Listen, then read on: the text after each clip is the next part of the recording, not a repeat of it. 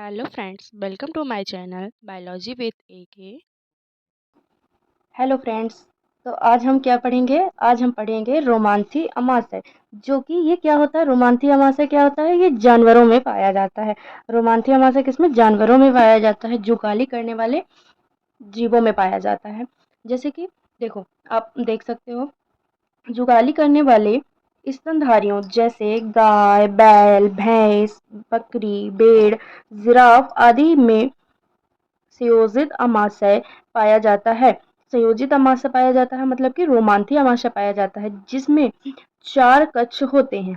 जिसके क्या होते हैं? 4 कक्ष होते हैं। Rumen, reticulum, omasum, omasum, abomasum. ठीक है, रूमेन, रेटिकुलम, ओमेशम और एवोमेशम। ठीक है, अब ये आप इसका डायग्राम भी देख सकते हो इधर।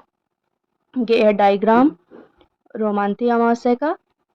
इसमें ये जो होती है ऊपर ईसोफेगस, ईसोफेगस अपन ने भी देखी थी, अपने डाइजेस्टिव सिस्टम में भी थी ना ईसोफेगस। रेटिकुलम होता है, ये ओमेशम होता है, एवोमेशम होता है और रूमेन ये होता है। जैसे अपन ने ये 4 पार्ट समझे थे ना, ये जो ऊपर थे 4 पार्ट, ये इसको ऐसे रूमेन, रेटिकुलम, तो रूमेन हो गया, रेटिकुलम हो गया, ओमेशम हो गया और एवोमेशम हो गया। और ये क्या होती है? इसकी इंटेस्टाइन होती है। इसका मैं आपको पीडीएफ प्रोवाइड करा दूंगी, तो डायग्राम आप उससे बना लेना। ये मेरे खुद के नोट्स हैं जिससे मैं आपको पढ़ा रही हूँ। ठीक है, तो ये रोमांथी अमाशय है। अब इसकी अपन थ्योरी देख लेते हैं। ओके,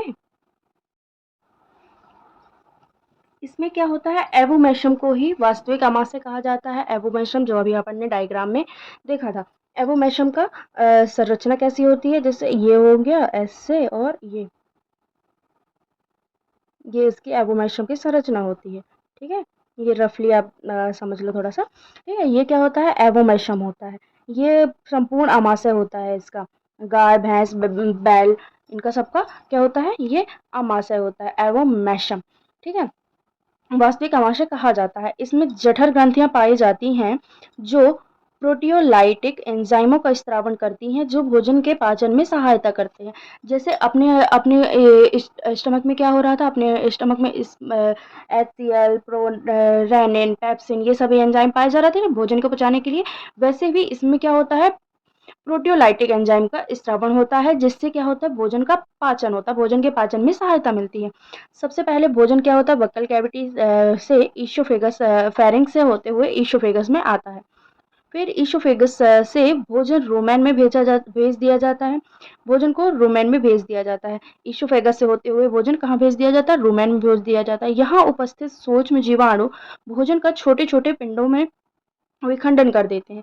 वहाँ जो छोटे छोटे कीटाणु पाए जाते हैं, छोटे छोटे जीव पाए जाते हैं, जैसे कि आप देख रहे हो, ये इसमें छोटे छोटे जीव पाए जाते हैं। ये क्या है? रूमेन है।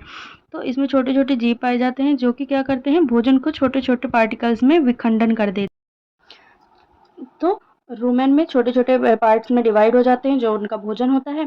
फिर रूमेन से भोजन वापस छोटे छोटे पिंडों में पिंडों के रूप में बक्कल कैविटी में आ जाता है। अब क्या होता है इसमें? रूमेन में छोटे छोटे पिंडों में विखंडन हुआ, और फिर उसके बाद क्या होता है? वो भोजन फिर से दोबारा बक्कल कैविटी में आ जाता है, जहाँ इसे देर तक चबाकर पीसा जाता है। देखे होगे आप, गाय भैंस को देखा होगा अगर आप लोगों ने, तो जैसे वो हमेशा जुगाली करती रहती है, मतलब मुंह चलाती रहती है ना। तो उनका भोजन वैसे धीरे धीरे पचता रहता है, चबाकर पीसा जाता है। फिर क्या होता है? इन छोटे पिंडों को जुगाल कहते हैं। इन छोटे पिंडों को क्या कहते हैं? जुगाल कहते हैं। पुनः एक बार फिर भोजन वक्कल कैविटी से रूमेन में आता है, जहां उपस्थित सेल्यूलाइटिक बैक्टीरिया भोजन का आंशिक पाचन करते हैं। फिर से दोबारा क्या होता है? रूमेन में आता है भोजन।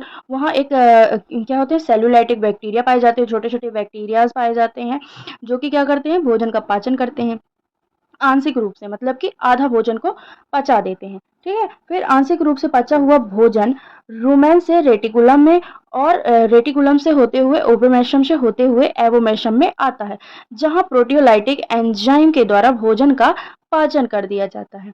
ठीक है, क्या होता है? प्रोटियोलाइटिक एंजाइम के द्वारा यहाँ भोजन का पाचन हो जाता है। अब देख, जैसे कि आपने देखा होगा कि गाय भैंस हमेशा क्या करती हैं? जुगाली करती रहती हैं, मतलब मुंह को चलाती ही रहती हैं। इसलिए क्या होता है कि इसमें भोजन का पाचन बहुत देर में होता है।